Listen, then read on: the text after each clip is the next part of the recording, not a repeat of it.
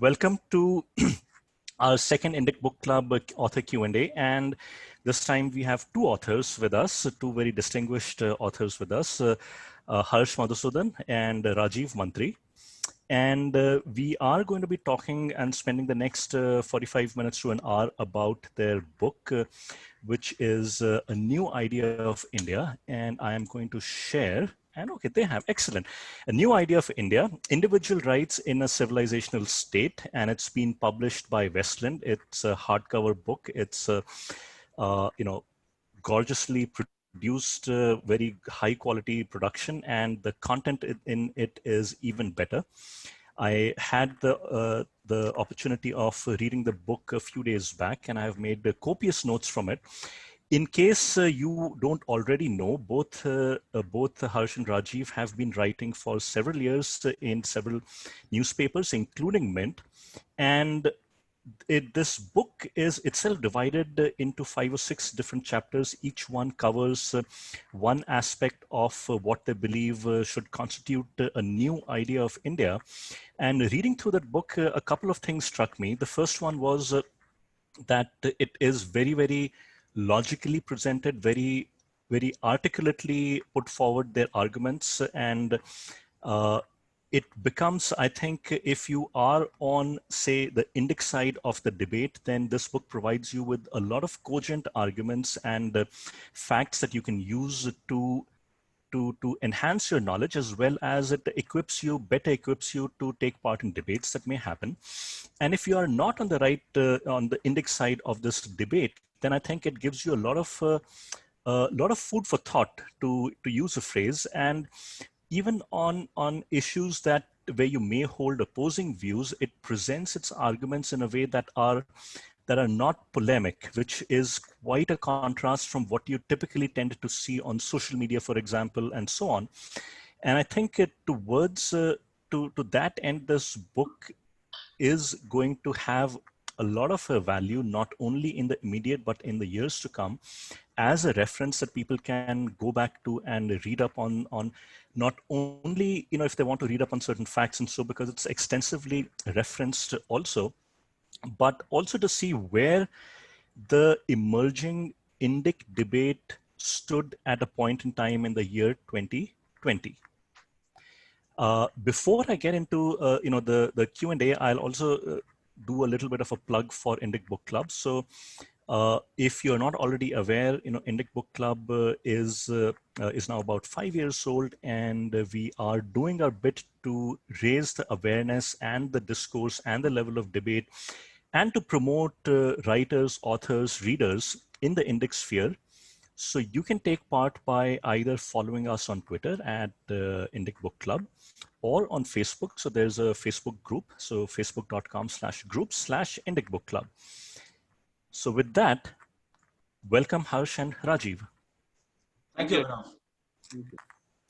So with this virtual background, it's going to become very difficult to show you what I have. So I'm, as you can make out, I'm holding a book, and I have added a lot of wow, sticky notes in here. So my intent is not so much as to tell you what a great book you have written, because I've already done that. So for the next 45 minutes or so, I'm going to see if we can't find counter arguments to some of the points you've made. Let me first begin with the origins of this book are many years old, and you say that there was this article that came out by some academic in the US that talked about the idea of India, and that led to a multi-part online debate in the form of articles and so on that appeared in several newspapers. And so first, let me ask you this very, very basic question. India is not exactly a new country, even though some people assume it is only about 70 years old. India as a civilizational, as a geographical entity, and I'm not going to quote the great Winston Churchill, who said India is a country as much as the equator is. But why do we need this debate on this idea of India, first of all? And what do you mean? I mean, I'm still confused, frankly. What is it that this idea of India is meant to mean? And therefore, what is this new idea of India that you two are articulating? Can you talk a little bit about that? Should I take a stab, Rajiv? Yeah, go for it. Yeah, thank you so much, Abhinav, for the excellent introduction. As you rightly mentioned, the genesis of the book was a bunch of columns you wrote together. The most prominent ones being the debate with Professor Ashutosh Varshney of Brown University in Mint, Indian Express, and other publications about what he saw that the idea of India in his sense, or in the Nehruvian sense to some extent, would be they must see minorities as minorities, perhaps over and above as individual citizens. The group rights are very important in his imagination of the idea of India. And that's the point we kind of took on and say that's not what our idea of India is. Our idea of India does not believe in fixed group identities. It believes in individual rights and duties, but within a civilizational context. So I think that was the genesis as far as that is concerned. The idea of India, as you can see from the subtitle, is individual rights in a civilizational state. So we are saying, as you rightly mentioned, that India is not 73 years old; it's a many thousands-year-old civilization. So that's the first part of the book, first chapter. The second chapter is this civilization is now converting into a nation through the agency of a democratic, unified, autonomous, sovereign state. What do we mean by that? We mean that, okay, fine, maybe in a European sense, where there is some kind of internal social malleability, in some kind of social, not homogeneity, but at least coherence. Yeah, maybe India was not a nation in that sense. It was always a civilization. But you could say that Punjab and Bengal had their own distinct identities, just like Andhra and UP and Maharashtra and Gujarat had, right? So to that extent, Indian states were analogous to European countries, and the sum of it was the Indian civilization. What in the European case, till a couple of centuries ago, we used to use the word Christendom.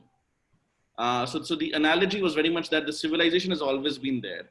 It's just that it's becoming a more coherent nation in this age through a unified democratic nation state.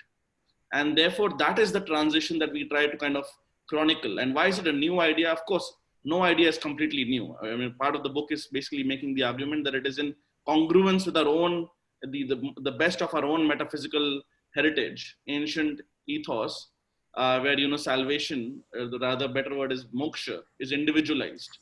So the idea is that, looking at people as individuals who make their own autonomous decisions, as opposed to groups, is not somehow alien to India. But having said that, because Nehru's state, to some extent, and we do try to make a distinction between Nehru and Nehruvian, and let's therefore stick with Nehruvian. Nehruvian state saw us as kind of a post-colonial entity, which was kind of born out of the British leaving, and there was a convenient blind spot about partition, and therefore we have to constantly argue about idea of India, because only 73 years ago, which is 2 orders of magnitude less than the civilizational age of India, if there are large parts of India which are no longer India, then of course this is something we have to discuss. So that Nehruvian state saw it as a post-colonial state, kind of forgot the civilizational partition angle, and then kind of turned around and did what the British were doing, divide and rule in the name of group politics. So to that extent, we are saying, against the Nehruvian idea, Rajiv and I are saying that there is a separate way of looking at things, which is look at us as individual citizens, while within the rubric of a civilizational state. So it's not a fancy way of saying liberalism in India. It's basically a way of saying CAA may not be considered okay by liberals, NRC may not be, Ram Mandir may not be, but those are the things that we okay within a civilizational context, heritage, history. You cannot be path independent. You have to look at the history of the Hindus being left in Pakistan and Bangladesh, and so on and so forth. So the idea is very much the default is individual rights and duties, but within a civilizational setup, and that civilization now becoming a nation through our democratic state. And I think in a big way, the economy also comes in here. Rajiv, yeah. So Rajiv, before you answer, I want to interject here. When you respond, can you also tell us a little bit about put this in context, what one hagiographer of Jawaharlal Nehru wrote, and I think it was Nayantara Sehgal who wrote that India was its mission was to civilize a savage world. And I really couldn't understand the context of it. I have no problems if one says that the world itself was a savage place, because, but I don't think that's exactly what that statement meant. So can you also, when you talk, touch a little bit upon that? No, so let me start with that actually. So I think that comment, it says so much, right, about the kind of history writing, historiography that was happening in India, where this particular writer, she characterizes the Prime Minister of India, the first Prime Minister of India, as civilizing a savage world, in the sense that there's this great man, this great warrior, and the world is such a terrible place, and here he is fighting against everyone, trying to take India into modernity in whatever way they define modernity. And that's why they're trying to say we should be grateful to him. And I honestly find it almost like a North Korea style approach, where there are these absurd caricatures made of certain individuals, and then the most hilarious thing is these are the same kinds of people who accuse the labels are complicated, but these are the guys who accuse the right wingers of being bhakts in their own pejorative sort of usage. So it is kind of amusing actually to look through all this literature from the 60s, 70s, 80s, which kind of deified some of these individuals. By the way, these individuals themselves would never have thought of themselves in this way, as is amply clear. Even Nehru would not have. He was one of those kind of legends about him, is that he was very, very used to get very irritated with flatterers and those who tried to kind of do that to him. So he used to actively push back against that. But here we have an entire industry of people who have kind of made a nice living for themselves for many decades, doing exactly that. And just to add to Harsh's excellent summary of the book, I just wanted to emphasize also on the economy. I think post-independent India after 1947, especially for the first 45 years, India took a very wrong trajectory on the economy side, where we became too collectivist, even when the kind of socialism experiment was known to be failing in the 60s. There was no course correction. In fact, Indira Gandhi took us further left. So that aspect of individual versus collective also is very important in the economic sense. And we make the case very strongly in the book that, what we call free markets or liberal economy is in fact highly compatible with the Indic worldview and with the civilizational sort of framework within which we have situated modern day India. So excellent. Before I go to my next question, for our viewers, you can send in your questions through the Q&A feature. You can type in a question, and once we are done talking, we'll take up those questions one by one and we'll address them. My second question is that you do talk about how socialism took us back even at a time when the rest of the world, and especially if you look at Japan and Korea, and then starting with in 1978 when China started on its path to moving towards a more capitalist sort of an economy, we were going back. And one example you quote is where the marginal rate of personal income tax was as high as 97.5 or 97.75% during Indira Gandhi's time.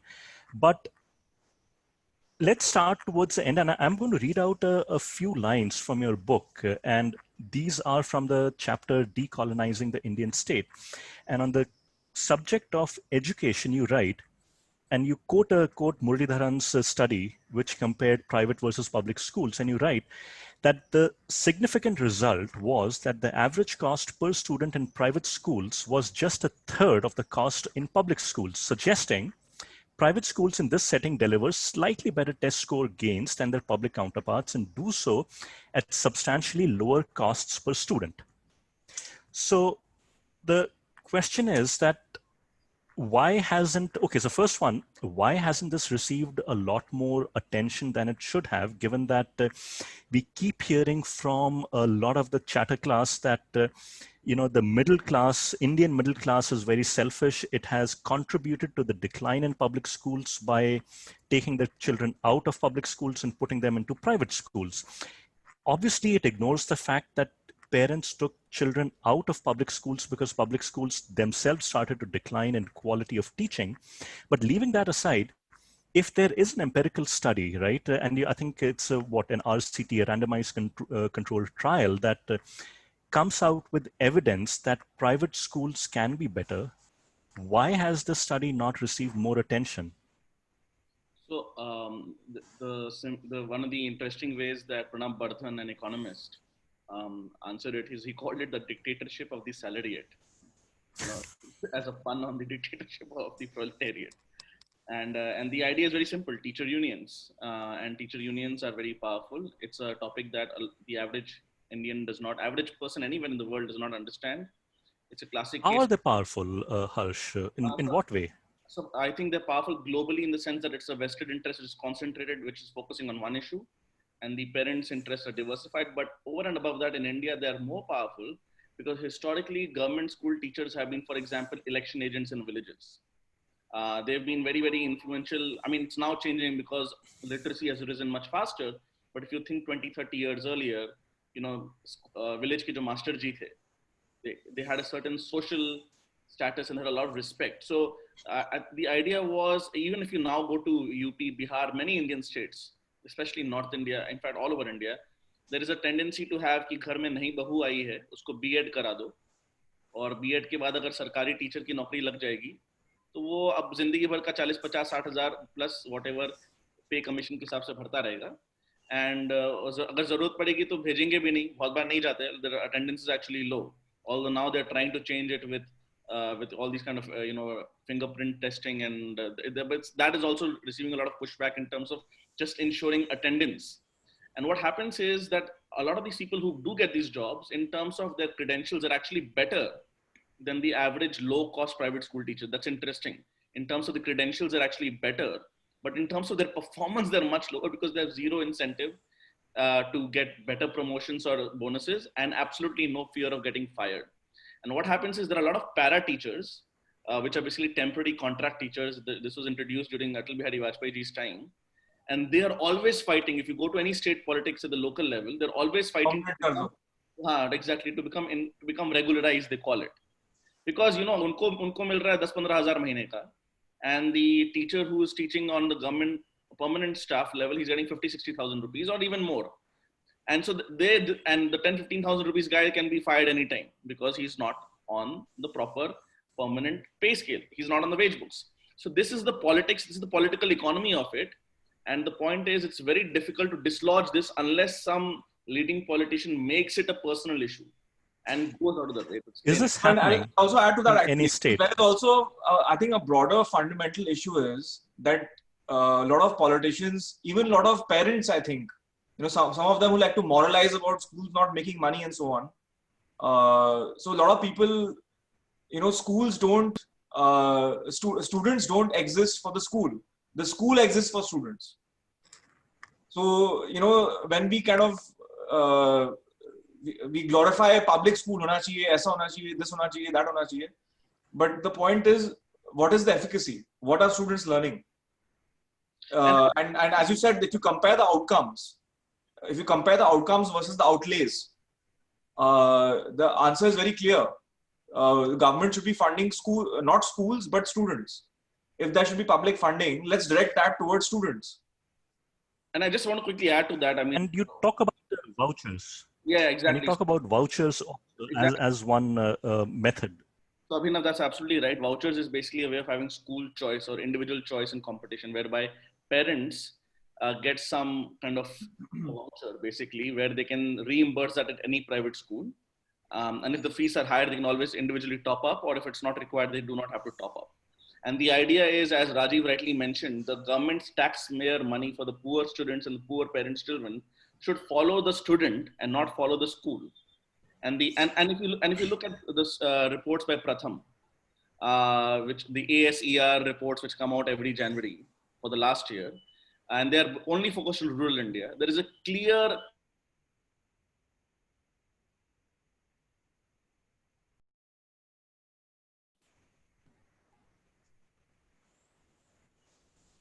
to send their children to private schools where they are paying fees. They are letting go of something that is free, where they are paying fees. And the only response that people who are ideologues against this kind of school choice, and some of them are for example, Anurag Bihar and Azim Premji University, who and Azim Premji Foundation ironically funded this RCT that you mentioned of. And they have to now disown it. Ironically, they had funded that very study. So their basic idea is, oh my God, there is an idea that says government schools are required for socialization of children into citizens. And if we let profit motive and individual groups have their own private schools, that does not happen. The irony is, we already have madrasas, we already have Christian schools. I mean, the entire RTE, I'm sure we'll discuss that, and the minoritarianism and all that about it. I mean, there is anyways no concept of a cohesive local school. And I mean, when we say public school, actually the British term of public school actually refers to a private school. Exactly. So public school is a very Americanism. We actually mean government school. So remember, in government schools, the teachers' salaries are 3 to 4 times for an equivalent teacher's salary in a private school. So if you see it from the point of view of a teacher, they obviously want the government school. I don't blame them at all. They want to be on the payrolls of a government permanent payroll union job. So the point is, if you do this, you'll have to face a lot of very, very, very powerful resistance, which has been building up for decades. And everybody in the village thinks that their educated daughter-in-law, daughter, son-in-law can get a job. So this seems like manna from heaven. And therefore, to oppose this is politically very difficult. So that is what I was going to ask you, that across the spectrum of the Indian Union, is there any state, whether it is BJP ruled or the Congress or any other party, is there any state where any chief minister is talking about this issue? Abhinav, ironically, nobody is talking about it directly. The only state which comes close to approximately funding schools, private or public, on a per student basis, close, not exactly the same, ironically, is Kerala. So Kerala actually has, despite being often communist and Congress government alternatively being ruled, the Kerala private schools actually get a lot of money from the Kerala state government, roughly in proportion to the number of students they have. So they have some kind of very, very deep school choice, but you have to understand, in the Kerala context, even the private school teachers get unionized, right? So it's not exactly the same, but ironically, the private label is also a label. And actually, many laws like the right to education, one of the things they want is they want formal private schools, registered private schools, to not pay teachers salary below a certain level, even if the market clearing rate is that. And that is clearly a demand put in because of the government school teacher unions. And they see the real source of the threat as the market salary in private school teachers being much lower. So yeah, go ahead. So let's, with this, let's talk about the elephant in the room, namely RTE. And one of the first things that the UPA, the UPA government did when it came to power in 2004, and I call this as one of the most thoroughly prepared legislations that I can recall, albeit in a very devious, destructive sense, but still one has to give them credit that they planned the destruction of the Indian education system very thoroughly. Like James Bond villains. Like James Bond villains, except that in this case, the James Bond villain seems to have won. But leaving that aside, the 93rd Amendment, right, that you talk about in your book, it was meant to do two things. First of all, it was meant to nullify 2 Supreme Court judgments. And the second one was to take any judicial challenge to the RTE out of the scope of the court. So the courts would have to rule in favor of the RTE. So a lot of people don't realize, the 93rd Amendment was the foundational stone behind RTE. And the second thing that people don't realize is that the RTE has been one of the most destructive legislations when it comes to the Indian education scene. So let's start first with why was the 93rd Amendment so crucial to as a precursor to the RTE? Should I go, Rajeev? Yeah, sure. So again, I have not looked at it in much detail of late, but from what I remember, the 93rd Constitutional Amendment was meant to facilitate the OBC reservations. But what had happened, it became an omnibus kind of constitutional amendment, as you rightly mentioned.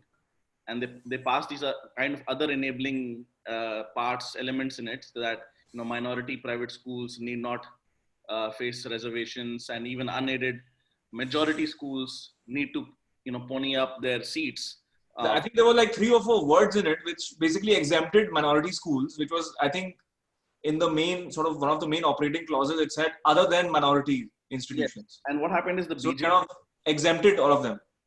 and it is a very, Rajiv rightly mentioned, a small part of it, but the BJP actually said, we do not want to vote for this particular part of the amendment.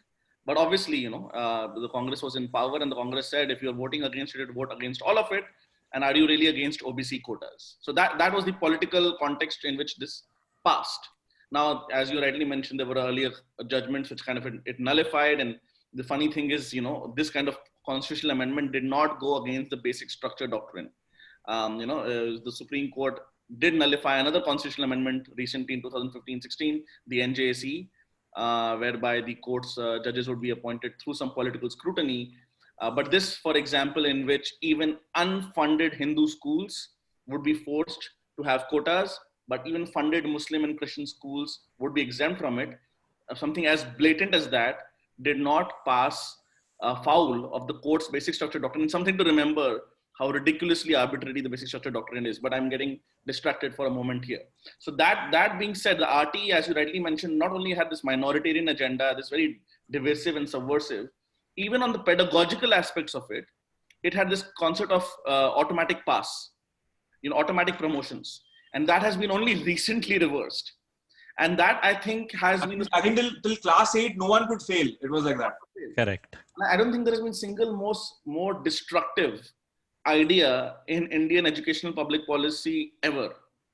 Even ignoring again the minoritarian aspect of it, all the constitutional legal aspects of it, because kids are kids, and this idea that the world is somehow unfair, but we'll make the school fair and people will somehow study on their own. There's no need for competition. There is no incentive, no fear. It just does not work. And I personally think that's one of the reasons that we saw a lot of these scores falling in Pratham reports. There are other aspects as well. I think was actually the RTE result showing. There are other aspects we can discuss it. So I think it was wrong on pedagogy. It was wrong on basic constitutional sanity. It was wrong on the way it was pushed in a very, very deceptive manner by clubbing it with OBC reservations. No, actually, and this is a very good example of how Congress plays the caste card. They essentially try to divide the sort of Hindu voter base based on caste by inserting these kind of clauses and sort of making it all or nothing, where if you don't accept the minoritarian sort of aspect, then you also are in a way sort of falling afoul of the caste issue. So okay, so I think the RTE Act was legislated sometime in 2005, if I remember. And from 2005, 19th Amendment is 2006. 2006. Okay, so roughly around that time, the RTE then also came into being. For 6 years now, from 2014 to 2020, we have had the BJP in power. And when the Congress-led UPA did this, the Congress had, I think, about 150 seats in Lok Sabha. 2014, the BJP came to power with 282, 283 seats. They returned to power with an even greater majority of 303 seats in the Lok Sabha in 2019. On the other hand, the BJP has not talked about anything in terms of reforming RTE. In fact, they're on record as having said they want to expand the scope of RTE. They don't see anything wrong in the discriminatory nature of RTE. So my question is, if both the main political parties of India have basically the similar kind of views when it comes to RTE, what is wrong with it? So I'll take a stab at it. I'll say, first of all, as far as I don't know about Rajeev, I'm quite sure I know about Rajeev also. We're not BJP members. So we cannot answer for the BJP, but I do take the question in the right spirit. And I say that, for example, I have no idea why this was not even at least attempted or discussed in the first term. At least in the second term, I can understand the last 18 months, they have been very busy with what we call a lot of civilizational moves. So, it becomes, it's more, okay, acceptable in context for the moment, assuming something happens on it going forward. Now, just to be fair, you're absolutely right. They now actually want to extend it to class 12th. There is some talk of even extending it to kind of nursery, pre-nursery. So there is a bit of an issue where they are conflating this access part while not really, I'm not said if they're okay with the discrimination part. Maybe, I'm not sure they've said it explicitly on record. I'm being a little provocative here. So they've definitely praised it in toto. I think that's a fair criticism. But I don't think they've specifically mentioned that part as being good, as far as I know. So I think the latest news, I don't know if you saw it out of Assam, where they've just said that Yes. they'll ban all madrasas getting state funds. Government funded, yeah. Government funded. And they've, just to be again, to be fair, they mentioned that all Sanskrit schools also, there are not too many of them in Assam state getting government money. They'll say that all of them will be no longer recognized, they will not get funded, and you'll have to have quote unquote secular education degrees to be class 10th, 12th and BA, BCom equivalent. So clearly the BJP government is getting into the groove of things. Too slow for my own likes. I fully agree and concede that point. But I think it's a matter that quite frankly baffled me as well, that, you know, why the government has not been made, because this is something which actually the common person will understand how deeply unfair it is. But I do think now going forward, something like RTE, more broadly Article 2930, UCC, these things are much easier to explain to a domestic, and not that we care that much, a global audience, compared to CAA, NRC 370, which I support, but which nonetheless you had to explain a certain civilizational context. Whereas these three things that will happen, 2930, RTE, UCC, are directly about equality in front of the law. So I remain hopeful. Rajeev, what do you think? No, I think the other reason, to be honest, my assessment is there is a strain of thinking which believes that people should not make money in education, which is actually very hypocritical, actually, because, you know, all these schools and universities are making money. Absolutely. They are just labeling themselves non-profits. They have all kinds of mechanisms by which they extract money from the trust or the non-profit entities that are running these institutions. But they all, I mean, if you know people who are owning schools or universities, you know, they are actually pretty well-to-do. So it's obvious that they are running it as a business, except that the label says that education cannot be a profit-making industry. So unfortunately, there has been this kind of thinking that has still persisted कि इसमें पैसा नहीं बनाना चाहिए, मतलब education में पैसा नहीं बनेगा. So I think there is a need to understand that it's okay to make money and regulate it as a profit-making industry, rather than right, closing our eyes and pretending it's not happening. So on that, leaving RTE and then and moving into the role of the government itself.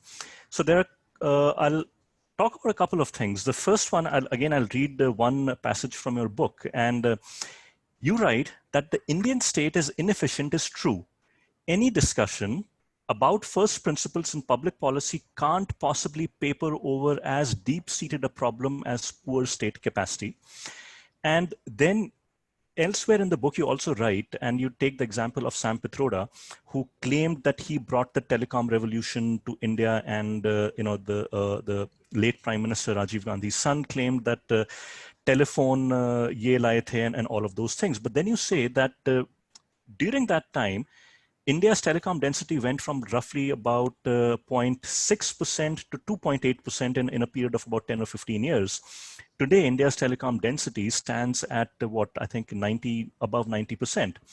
And most of this, or almost all of it, has happened from 1999 onwards. So basically in the last 20 years. Why is it then that the role of the state has not diminished in India, despite the fact that the evidence is clear that India and Indians prosper when the state gets out of the business of running businesses? Rajiv, you take this one.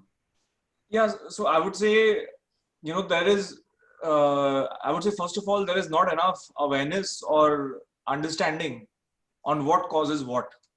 So, I think generally there is a mistake which, whether there are kind of analysts who are writing in the media, or whether they are kind of full-time politicians, I don't think they study really in the depth that should be studied what has worked, and do their kind of takeaways from it. So like you mentioned, it's so obvious that the telecom story is entirely a private sector entrepreneurship led story, and it has done wonders for the country today. Not just penetration, Abhinav, that India is now ranking at first world levels. we have also got the world's cheapest telecom and data rates anywhere in the world. And as a result of that, everybody, every section of society, every kind of individual today, I mean, not practically everyone can afford a phone and a connection. And, you know, we all remember the days when making a long distance telephone call was such a luxury. You had to shout into your phone to get. It was. I remember in the early 90s, a long distance, an STD call, as it was called, from then Bombay to Delhi would cost 60 rupees a minute. So we all had to wait till about 10 p.m. when the call rates were 1/4, and we would then spend 15 rupees a minute.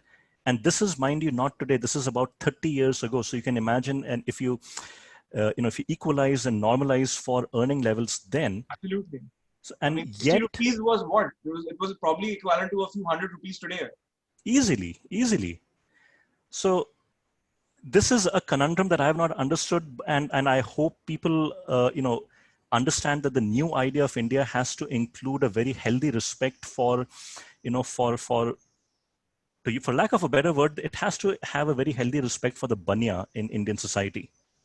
So and also even the aspect of, I mean, I would say even among the leadership, among even frankly professional policy analysts and academics, there is a certain fatalism कि बस हो गया, कैसे हुआ बस पता नहीं, हो गया उस टाइम किसी ने कर दिया था, मतलब. But there are, if you study that period between 1998 till about 2002-3, and you know, enormous credit to Atal Bihari Vajpayee ji,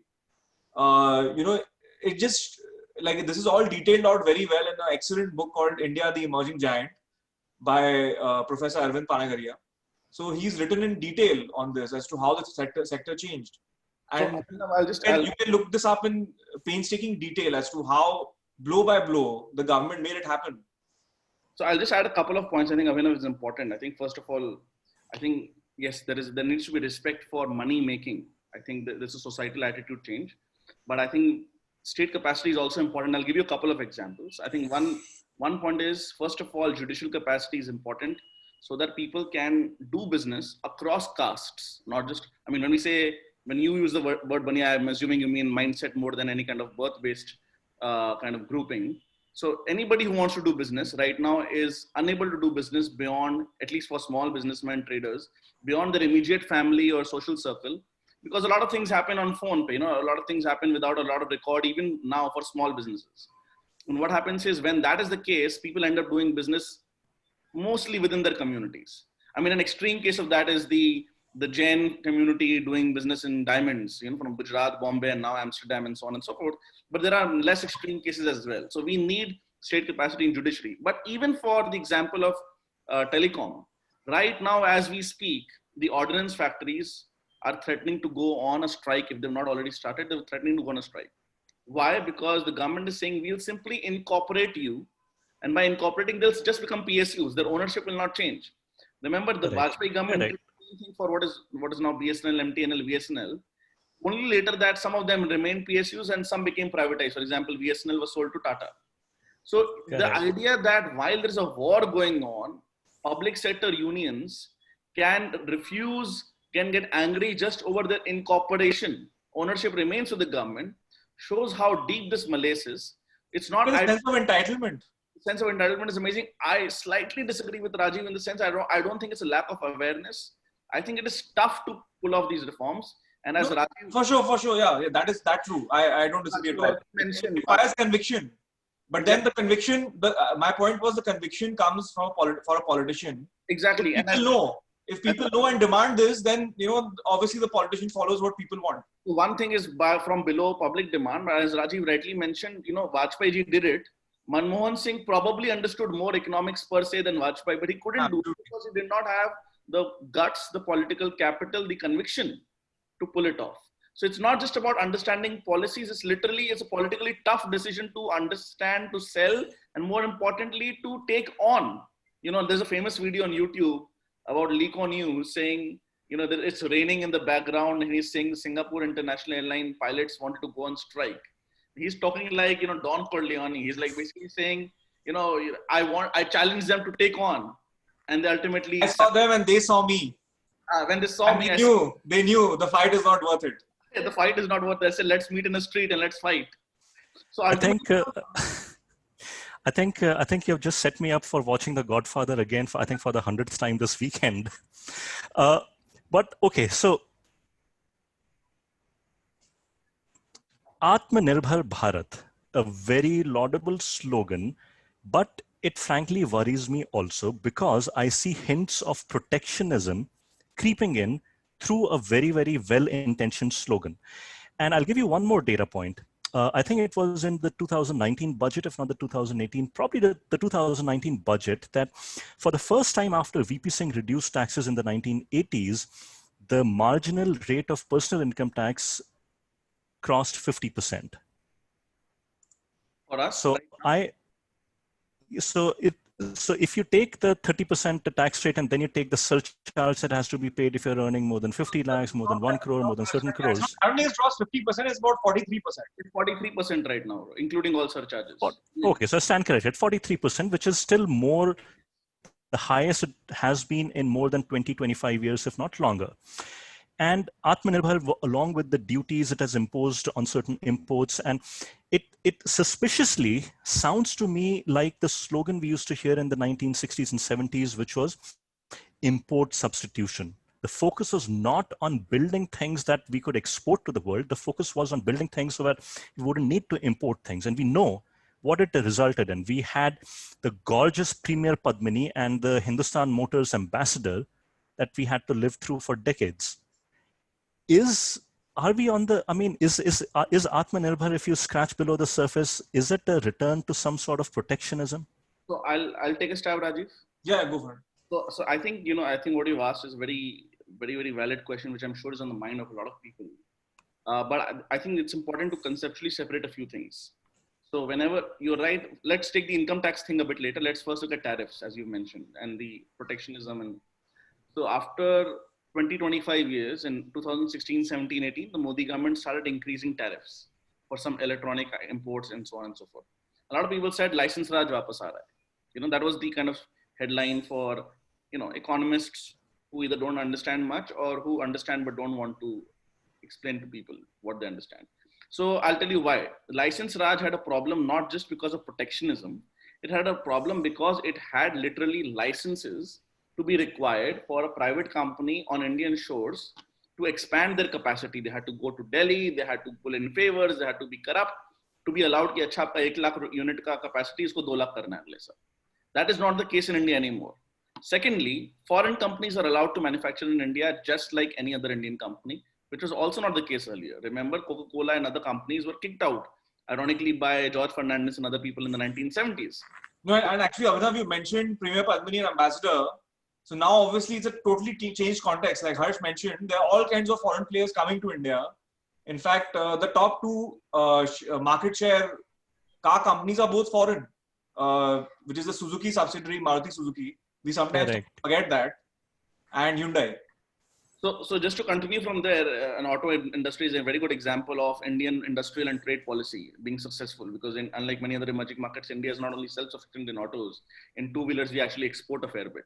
But coming back to the main point, so what is different now compared to the 60s and 70s? The only thing that we are doing is we're having some moderate protectionism. Foreign companies can come in. There is no license raj, full free domestic markets domestically. We are doing labor market reforms, we're doing agricultural market reforms. And most importantly, the market is much bigger today compared to the world market today than it was 30, 40 years ago. Why is that important? What India is pulling off, maybe a Bangladesh or Sri Lanka cannot pull off, because any foreign guy who wants to be a global player has to play in the Indian market. And that gives us some leverage in the form of monopsony or some kind of partial monopsony powers that allows us to say, okay, we do not want you to just import your best products from South Korea or Vietnam to India. We, for example, India and ASEAN have an FTA. We want you to actually put up a factory in India. Anyways, the market is large enough. What happens then, given the geopolitical context of China with everything that's happening? It's obvious, I don't want to repeat it for your audience. In that case, the global supply chains change a bit. Because if you're anyways manufacturing in India, then all the spare capacity, depending on the seasonal influences, you start exporting that. And if you see, GM actually left India, but GM still uses its India factory for exporting cars. Correct. Ford Correct. is not in India. Ford is now within a JV with Mahindra. So we are basically using our size. We are having low interest rates. We're having a very, very competitive currency. We're having full reforms, including one internal market, thanks to the imperfect but still useful GST. A lot of reforms have happened. The only thing that we are giving a manufacturers is a slight leg up. But those manufacturers can also be foreign manufacturers so long as the manufacturer on our soil. So, what in your mind would be a good empirical test of the success of Atmanirbhar Bharat, say 2 years from now in 2022?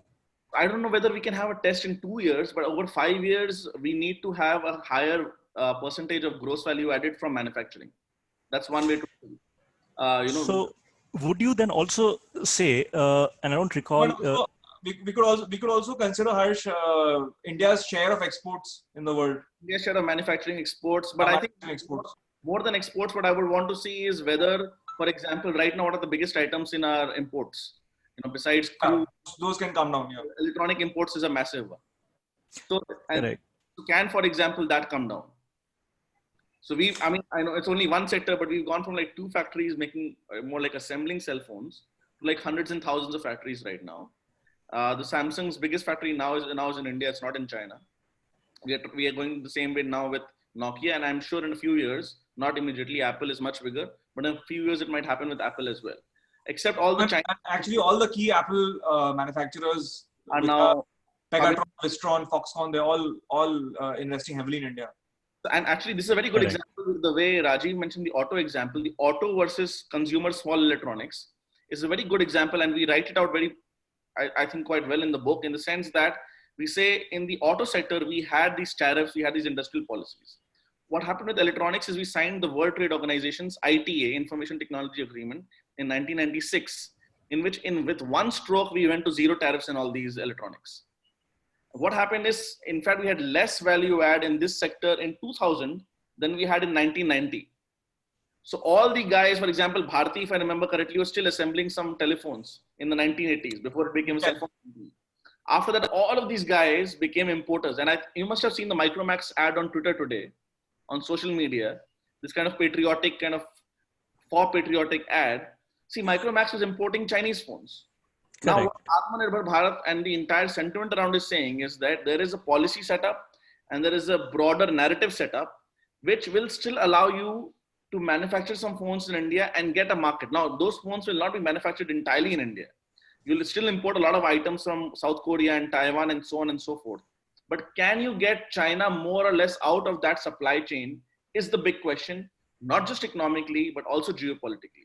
And I think the point is liberal economics breaks down when your biggest trading partner is not, in the broadest sense of the term, liberal, is an enemy. It's not democratic, it's authoritarian, and it's literally fighting a war with you on the border. So there are key assumptions of this Kantian piece, Immanuel Kant and so on and so forth, which break down when you are faced with a state run by a party like CCP. So that is, I think, we must see the broader context of it, and the same thing is happening in the digital sector also now. Please go ahead. Okay. Good. So I am somewhat then optimistic that Atmanirbhar Bharat will not lead us to, a Nehruvian socialistic and Indira Gandhi control model. Let's turn our focus now to, to the one chapter that made me the angriest when reading the book. And even given my, my views and my, what I do, and it is called, I think it's a 3rd chapter, it's called Saving Secularism from the Secularists. And if anything, I would probably want to take and make a booklet ebook out of just this chapter and distribute it to as many people as I can. And perhaps I think I may just do that on Twitter, but leaving that aside, you point out instance after instance where the Indian state, and when I say the Indian state, I mean both the government at the center as well as state governments, provide state patronage from the taxpayer money to minority religions for furtherance of their religion and other educational aspects. I'll read out one particular section that I didn't know about. And you talk about the renowned 300-year-old Varaha Lakshmi Narsim temple in Simhachalam, where affairs were so inefficiently managed that they were unable to deal with the large number of cows being donated by devout Hindus and stopped accepting such donations. The YSR government, which is then United Andhra Pradesh, and the chief minister was Rajshekar Reddy, who was a devout Christian himself. The YSR government's response was both reprehensible and insensitive. The cows were auctioned and sold to slaughterhouses, apparently because the temple authorities were unable to care for them, despite receiving crores of rupees every year in donations from devotees. And then you also mentioned the number that there are about 97,000 temples just in the 4+1 5 states of South India that are controlled by the government. Then there's also the fact that the government pays out of taxpayer money a salary and a monthly pension to imams and Christian priests. It also has, and then in the same context, you also have, or you had this legislation, this Article 370 that applied to Kashmir. And yet somehow we are told that this is what represents the idea of India. And the question is that when the facts are so, I mean, these are not, this is not hearsay. These are incontrovertible facts that where the government is favoring one community over the other, not leaving aside the fact that the right to education in itself deepens these inequities. When presented with these facts, what is the most, okay, let's put it this way. When presented with these arguments, obviously there are the proponents of this idea of India. Some will come with the different kinds of arguments. What is the most logical, relatively speaking, what is the most cogent argument in defense of this discrimination that you've heard? And just for the amusement of all of us, what is the most ridiculous argument you've heard that seeks to defend this state of affairs? So I'll tell you the most ridiculous and most cogent. And before I just go there, I just want to add one quick point. I think Harsh is going to use up my answer, but anyway. No. I'm probably not. I'm just going to say first and foremost that the HRCE in Tamil Nadu and other parts, similar laws, have been one of the most blatant and the anti-Hindu laws in the sense that they've taken all these lands, which are traditionally owned by the temples. They've been under this land redistribution, they've been taken. Then the temple themselves were de facto nationalized. And I've been writing I wrote in Pragati since the famous Kerala temple example where so much gold was found.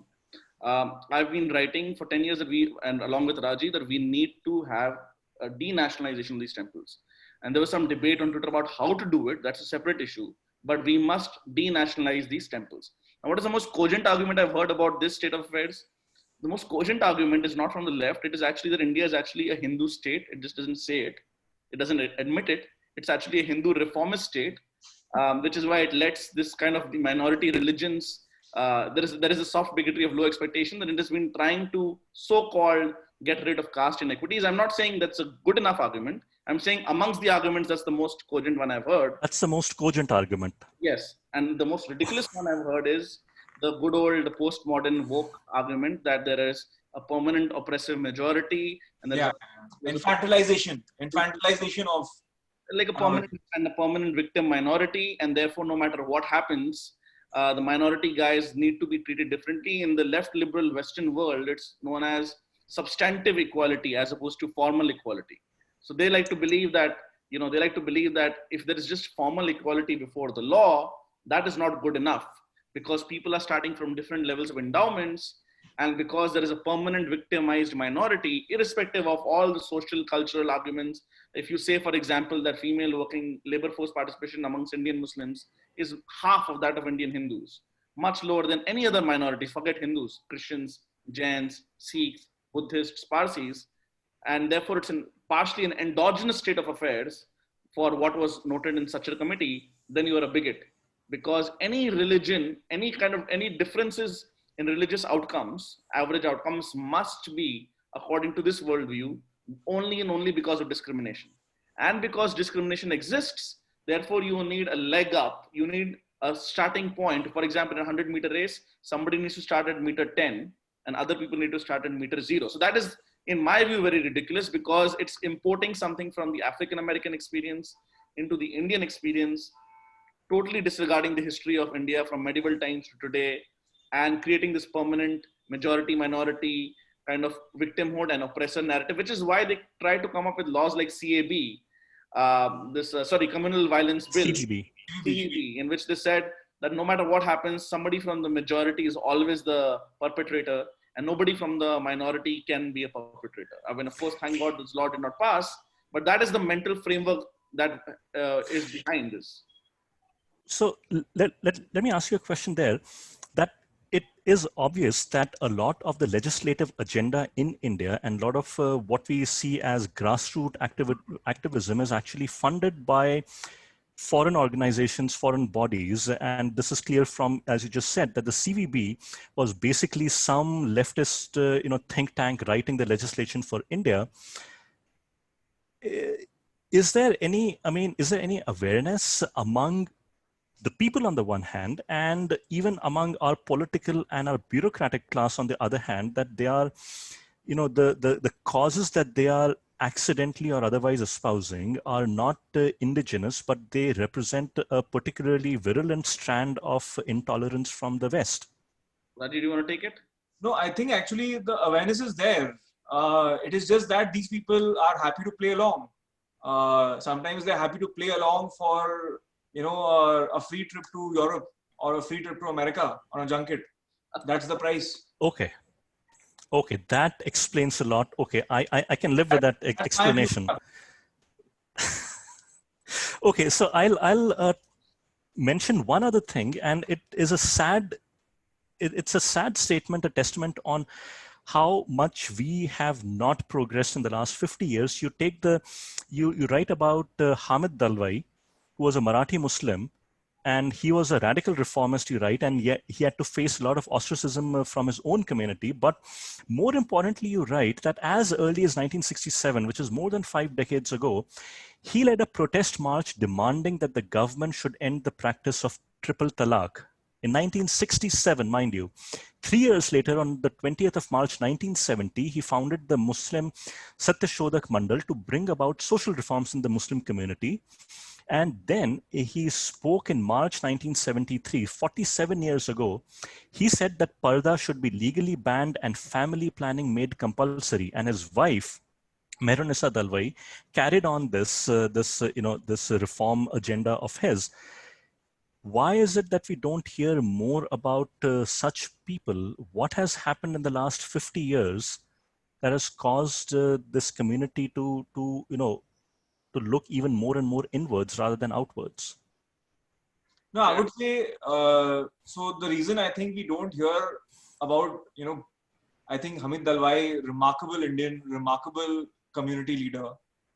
In fact, the tragedy we have today is there are not enough Hamid Dalwais in India. And one other person whom we sort of write about, we quoted from his lovely autobiography, MC Chagla, him too. These are like model Indians for every generation, actually. But I think the reason we don't hear about them too much is, frankly, given the dispensation of the media, given the dispensation of the political class, it was never in anybody's interest to sort of say anything about them. Because the whole sort of push towards vote bank politics, towards stoking orthodoxy in the Muslim community, just would not be sustainable if you had iconic individuals like Hamid Dalwai getting better platforms back in the day. Or, and I'm sure even today there are people like Hamid Dalwai. But nobody really pays attention to them because simply it is not politically profitable to do so. So, Abhinav, what you've asked and what Rajeev has taken a first stab at it is literally the heart of the book. So the idea is there are minorities within minorities and minorities within majorities. People are individuals, first and foremost. So just because somebody is born with a label of Muslim does not mean he or she will necessarily follow the orthodox interpretation of Islam. And in the case of Hamid Dalwai, he had so heterodox an interpretation that he was a Muslim only in name. As far he was basically a secular liberal in the true sense of the word, and that made him completely a non-entity for his community, despite the community in public fora saying that we want a secular liberal India. So, that is the irony thereof. And, if I'm not wrong, his children faced a lot of problems getting married, and one of his children actually married a Hindu into a Hindu family. I think one descendant recently wrote an Indian Express article against the right wing being angry on the Tanishq ad. It's an interesting take, and one I'm not agreeing with fully, because I think that family represents an exception. But that she said that I'm married to a Hindu, the one of the descendants of Hamid Dilwai, my brother is married to a Chinese woman, and so on and so forth, and we are all very intermixed, and she said that right wing Hindus should see this not as love jihad but as ghar wapsi, because so long as any other god is worshipped, it is heterodox enough. But I'm not convinced by that argument, only because it's an exception. But I thought, again, the family has a very long history of being heterodox. They were never accepted by the family. MC Chagla is another great example that Rajeev mentioned. So we have to look as individuals, and what India has clearly failed is providing protection through that state capacity to dissenters within the Islamic community. People who actually take on these anti-blasphemy attitudes, people who want to republish the Charlie Hebdo cartoons, they were not given protection while the BJP was in power in the state government in Maharashtra and in the center. So we have failed across.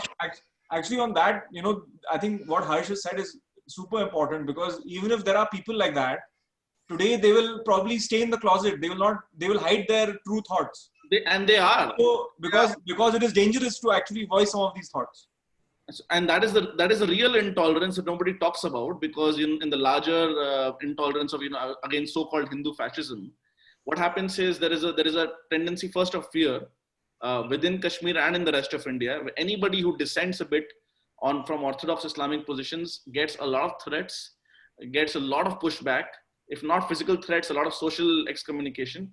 And secondly, there is a tendency of, why do you want to wash dirty linen in the open when there is a larger threat? That is the narrative. So I think it's a very delicate dynamic position, but the least we can do is to provide state protection to dissenters from the Islamic community, because that is the only way reform will happen. Otherwise, we are basically in a cold civil war within this country, whether we like to accept it or not. And if we believe that demographics is destiny, and a lot of it is, but if we believe demographics is the only destiny, and there is no possibility of either ghar wapsi or some kind of heterodoxy taking on within different communities in India, then we have a much weaker hand than we assume. And that, I think it's something that we must think very, very deeply about. We must have more police capacity. We must have protection to all kinds of dissenters, right wing, left wing, whether I like them, whether Rajeev likes them or not. And I think that we've written a lot for free speech in the book as well. Correct. So, on the question of police, you do put out some numbers with respect to how many policemen per thousand, residents in a country we have, and we are like 1/3 or 1/4 of what the United States is. And you also talk about the irony of the First Amendment, constitutional amendment that was brought out in India, which actually curbed free speech, and which is the reason why we are in the state today, where anyone can decide whatever, even the mere utterance of a sentence can be seen as a threat to public safety, versus the First Amendment of the US Constitution, which actually forbade the US Congress from passing any law that curbed an individual's right to speech. But leaving that aside, we are do you guys have a few minutes? Yes, absolutely. Yeah, sure. We can go on for 10, 20 minutes. Yeah. Perfect. So before I start reading out the questions that have come in, and there are at least, I think, 13, 14 questions that have come in, I'll want to conclude with this final question. So there's one politician who recommended your book, but also added the caveat that he finds almost nothing to agree with in your book. I'll not take his name, but I think we all know who he is.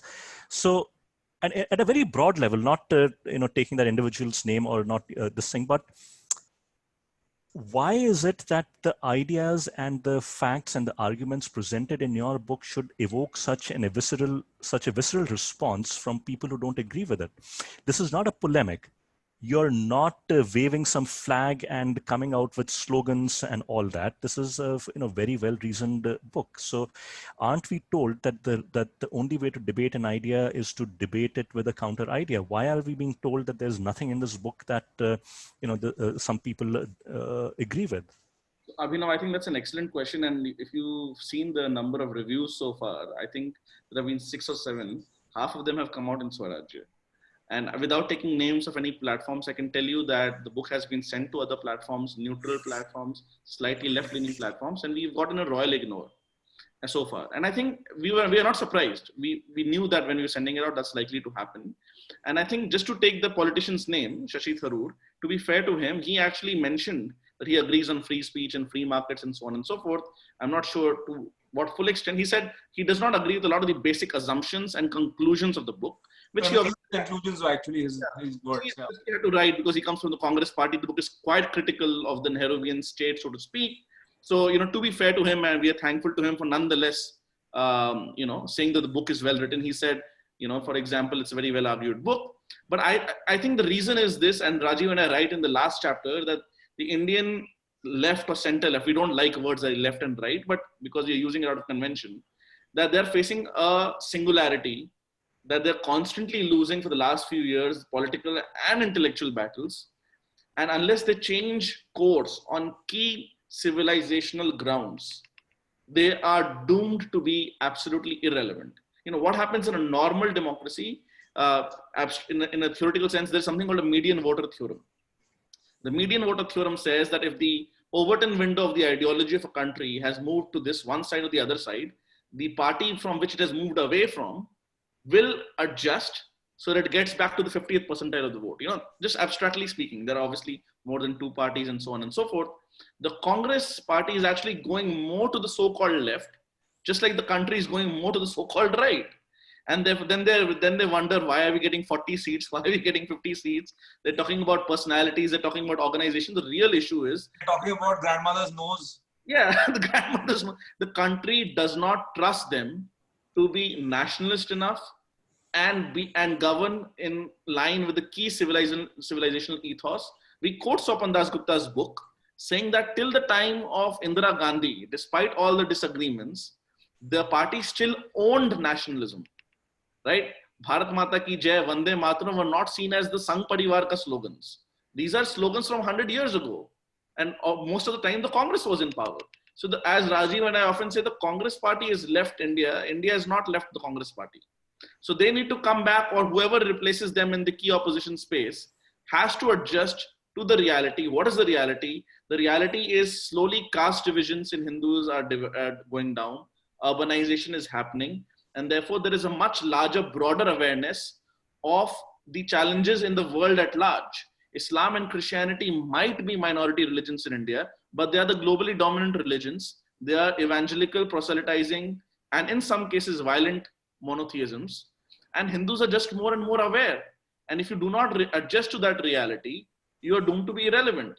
Similarly, in the case of economics, if you're constantly going on with the public sector unions, you're constantly going on with some kind of old socialism, and same thing in foreign policy. There were three key parts of Nehruvianism, right? Pseudo-secularism, socialism, and non-alignment. If you can't get along, if you can't say that we need to go with the US now, not in a formal alliance, but against China, and need to go back to CPM and so on and so forth, well, you are going to be irrelevant. Raju, do you want to add to that? No, yeah, I mean, as recently as I think it was 2014, where the chief minister of a prominent state in India declined to meet the US ambassador. Reason being, this chief minister thought that the certain communities in the state will not be happy about it. That was literally the reason. So, yes, just as some movie personalities did not want to meet with the visiting head of state, the Prime Minister of Israel, yeah. or how a former chief minister wants China to take over Jammu and Kashmir, erstwhile Jammu and Kashmir. Yeah. Just imagine. Yes. So laughable. So Rajeev and Harsh, thank you so much for taking this time and answering my questions and politely ignoring my troll baits that I threw in once in a while. I'm going to read out a few questions that have come in from the chat window. So the first one is from Shiv Kumar, and he asks, do you see individual rights as primary envisioning a civilizational state to an extent that it accommodates all of modern individuality, or do you see a civilizational state as primarily individual rights accommodated to the extent possible, or do you see our civilization state fully in harmony with individual rights? Do you see conflicts? And what would be the philosophical basis for a resolution? So I'll take a stab at that. Obviously, there are some conflicts. We do think they're broadly in consonance. And the conflicts part we actually write about in one section of the book called Karl Popper, Kashmir and Pakistan. And we basically say that, what was Karl Popper's, amongst many other things that he wrote, it was that the paradox of tolerance. And he said that if you're very tolerant towards the intolerant, ultimately the tolerant no longer exists. And so we, for example, in one part of the book, in normal circumstances, in peacetime, in normal so-called, where the army is not deployed, etc., we argue for close to absolute free speech. But we say it's understandable why in Kashmir, when 370 was removed and so on and so forth, you need to have some censorship because there's a lot of change happening. So we are not absolutists for individual rights in any sense. We definitely want the civilization to thrive, but we do think the civilization's core ethos, not in these boundary cases, being one for individuals attaining their own unique dreams. So it's like saying what comes first, right? So I think there are boundary cases where it breaks down. We definitely want the Indian state, which I think is the inheritor of the Indian civilization, for that to survive under no question and no questions asked about that. Abraham Lincoln suspended habeas corpus during the US Civil War. Now, the US historians tell themselves that their history is one of liberty. But when it came to the crunch, the first thing they suspended was individual liberty. But is it not true that they don't like individual liberty? No, it's not. So I think there are conflicts, but I think both go well together, but nothing can be compromised with this civilizational state going forward. So the next question is, what is or will be the position of the Indian civilizational state with respect to the outside Pan-Asianism, EU or ASEAN-like bloc, Atmanirbhar unit in United Nations? Rajeev, do you want to take it? No, so I think, so looking outside, I think obviously India traditionally, has been so big, it's of a continental size. So there's no doubt that when we compare ourselves to the EU, I mean, ASEAN, I think, is actually relatively smaller. But when we interact or look west to certain countries that have traditionally seen India as like kind of a small player, I think that will sort of change over time, because as self-confidence rises in India, as economic sort of scale increases in India, I think the West is going to deal with a very different country. Or for that matter, even the East Asian countries and Southeast Asian countries are going to see a very different India in the next 15 years. Because there will be the kind of assertion, the kind of confidence, which I don't think most countries are used to seeing from India. So the world is actually in some ways not prepared for that. So there's one question from an anonymous attendee.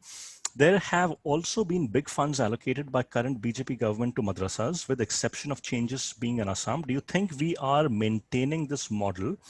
Needless to say, Kerala government also funds large number of madrasas, and yeah, so I think that's the question. I'm not sure what. So I can take that actually on this point. So if you see, it is true that the Minority Affairs Ministry continues to exist for the last 6 years. It continues to see significant sort of budgetary allocation, and this government too has not really wound it down. Ideally, it should be wound down. We should not have religion-based welfare. However, there is a small change which one could argue. I mean, I obviously support winding it down, but you could argue that what this government is trying to do is modernize madrasas. And in fact, even that is creating a kind of conflict with state governments. So if you see the case of Rajasthan, I think we have mentioned this in the book, where, the Gehlot government in Rajasthan wants to keep madrasas as they are. They should continue as they are. They should keep getting that kind of whatever funding, doing whatever they're doing. But there was a kind of conflict when the union government tried to influence that and say that, modernize your educational methods and so on in some way. So you could argue that, the charitable view towards the current government is they're trying to modernize madrasas take it away from that kind of scriptural training, bring in some modern sort of education into that. The non-charitable views, obviously, yes, in 6 years, the funds have not been cut off to religion-based welfare. So the next question is, in the context of a modern state, is it possible for the state to completely move away from education and leave it entirely to the communities to take it forward? That would be in line with the civilizational ethos, but that decentralized approach has had its benefits. Even in the 1800s, when the British destruction had taken root, our education numbers for 40% literacy might have been higher in the past. NEP 2 seems to move towards this decentralization. Is the government trying to overcome the hurdles of RTE through NEP? So I'll take a stab at that. I think, yes, that's true. If you read The Beautiful Tree, so what is the Dharampal? Dharampal, correct. Then some of these numbers have been, I think, come from there, and that there was much wider literacy than people expected because of this decentralized model. But I think so. NEP has tried to kind of take a stab at it. So what you ideally want is you want the government. So what we say is how much help versus how to help. So to the extent that there has to be welfare, there is a separate political or normative question, how much help? And there is a positivist, efficiency-based question of how to help. How to help, we discussed, is individual school choice and competition and vouchers and charter school equivalents in India. How much help, it will probably come partially from the state government, partially from the central government. And the question of centralization there is probably more on the syllabus than on the running. So ideally, we would want the teachers, parent-teacher associations at the local level to run these schools. That is difficult to happen completely in the Indian context. But to the extent that the local management is reporting to the local voters, that would be much better. For example, in the US school districts, people pay the property taxes. And even though the school is quote unquote a government school, because it's completely overseen by the local parents, they cannot become that inefficient. The teachers cannot simply stop going to the school. Whereas what happens in this case is the money comes from, if you're sitting in Udaipur, the money comes from either Jaipur or Delhi. Nobody locally is paying any taxes for that particular venture or any other venture in rural India. That's one of the problems of governance in rural India, that we actually have no taxes at all anymore. And that's a politically unpopular thing to say. Because agriculture not being taxed. Agriculture is not taxed, plus there are no local property taxes. Yeah. In fact, many de facto cities or towns, actually rather, are resisting being classified as towns, because then they'll have to go into the municipality, set up, pay some property taxes, and they will not get village schemes earmarked for villages. So, even though Modi is perhaps the first prime minister who has this kind of neo-middle class and pro-urbanization bias, even he has to face a very uphill battle with this entrenched mindset of, we will kind of tax a very small section of urban India and run a state, including all of rural India, with that. And that kind of model is actually breaking down as we see in front of our eyes. The fiscal reality is what it is. We need to broad base a tax base, but I'm getting distracted right now. I'm digressing. So next question is, we speak of the wrongdoings of any non-BJP government with regard to temples. Why isn't the BJP being pulled up for by the same people?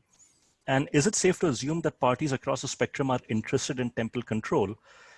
I'll take a stab at it. I think, again, as I mentioned, temples have to go out of the government's hands and controls, because waqfs are in private hands. Christian churches are de facto privately controlled. So obviously the issue in India now, from this perspective, is how do we privatize these temples? Do we just give it back to the original families that were the priests there? And what caste implications that has in terms of, will any entry be banned?